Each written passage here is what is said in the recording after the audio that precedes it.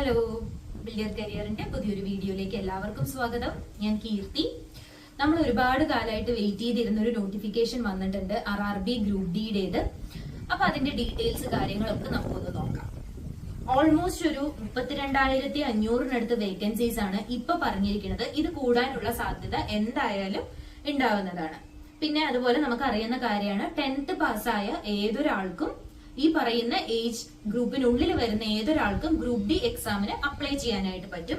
Age നമ്മൾ ഇതുവരെയും ഉണ്ടായിരുന്നത് 18 വയസ്സ് മുതൽ 30 വയസ്സ് വരെയായിരുന്നു ജനറൽ കാറ്റഗറി ഏജ് ഉണ്ടായിരുന്നത്.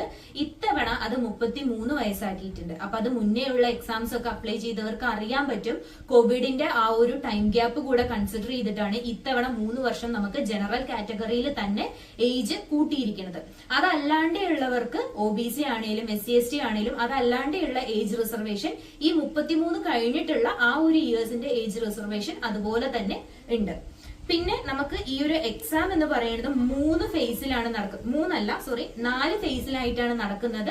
ഒരു CBT മാത്രമേ ഉള്ളൂ. CBTയിൽ പറയുന്ന ആ ഒരു കട്ട് ഓഫ് മാർക്ക് കംപ്ലീറ്റ് ചെയ്തവർക്ക് പിന്നീട് വരുന്നത് ഫിസിക്കൽ ടെസ്റ്റ് ആണ്.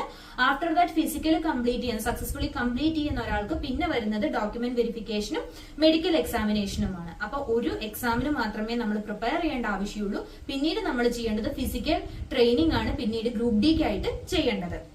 അപ്പം ഇത്രയുമാണ് ജനറൽ ആയിട്ട് ഗ്രൂപ്പ് ഡിയെ കുറിച്ച് നമുക്ക് പറയാനുള്ള കാര്യം എന്ന് പറയുന്നത്. ഇനി ഇതിന്റെ ആപ്ലിക്കേഷൻ സ്റ്റാർട്ട് ചെയ്യണത്, ഓൺലൈൻ ആപ്ലിക്കേഷൻ സ്റ്റാർട്ട് ചെയ്യണത് ജനുവരി 23 ആസ് പെർ കറന്റ് നോട്ടിഫിക്കേഷൻ. ഇപ്പൊ നമുക്ക് കിട്ടിയിരിക്കുന്ന അറിയിപ്പ് വെച്ചിട്ട് ജനുവരി 23 ഓൺലൈൻ ആപ്ലിക്കേഷൻ സ്റ്റാർട്ട് ചെയ്യും എന്നാണ് പറയുന്നത്. ഓൺലൈൻ ആയിട്ടുള്ള ഫീ പേയ്മെന്റ് അവസാനിക്കുന്നത് ഫെബ്രുവരി 22. ഏകദേശം ഒരു മാസത്തോളം നമുക്ക് സമയമുണ്ട് ഗ്രൂപ്പ് ഡി അപ്ലൈ ചെയ്യാനായിട്ട്.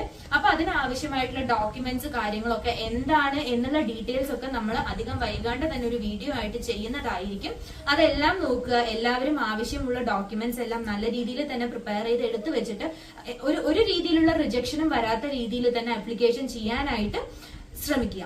അതുപോലെ തന്നെയാണ് നമുക്ക് എക്സാമിനുള്ള പ്രിപ്പറേഷൻസും. അപ്പൊ നല്ല രീതിയിൽ തന്നെ പ്രിപ്പറേഷൻസ് സ്റ്റാർട്ട് ചെയ്യുക. കാരണം ഫിസിക്കലിൽ എന്തെങ്കിലും ഒരു ചെറിയൊരു മാർക്ക് ഒരു വേരിയേഷൻ ഒക്കെ വരുന്നതിനനുസരിച്ചിട്ട് നമുക്ക് നമ്മുടെ റാങ്ക് ലിസ്റ്റ് ഒരുപാട് പുറകിലേക്ക് പോകാനുള്ള ചാൻസ് ഉണ്ട്. അപ്പൊ അങ്ങനെ വരാതിരിക്കണമെങ്കിൽ നമ്മൾ മാക്സിമം മാർക്ക് തിയറിയിൽ സ്കോർ, ജസ്റ്റ് ഒരു കട്ട് ഓഫ് കയറി പോവുക എന്നതിനപ്പുറത്തേക്ക് നല്ലൊരു മാർക്ക് സ്കോർ ചെയ്ത് വെച്ച് കഴിഞ്ഞാൽ മാത്രമേ നമുക്ക് നല്ല രീതിയിൽ ഒരു പോസ്റ്റും ഒരു ഏരിയയും നമുക്ക് ചൂസ് ചെയ്യാനായിട്ട് പറ്റുള്ളൂ.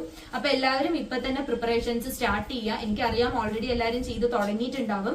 ഇനിയും പ്രിപ്പറേഷൻസ് സ്റ്റാർട്ട് ചെയ്യാത്തവരുണ്ട് എന്നുണ്ടെങ്കിൽ ഇനിയും സമയം വൈകിട്ടില്ല. നമുക്ക് ഉള്ള സമയത്ത് നല്ല രീതിയിൽ തന്നെ പ്രിപ്പറേഷൻസ് ചെയ്തു തുടങ്ങാം.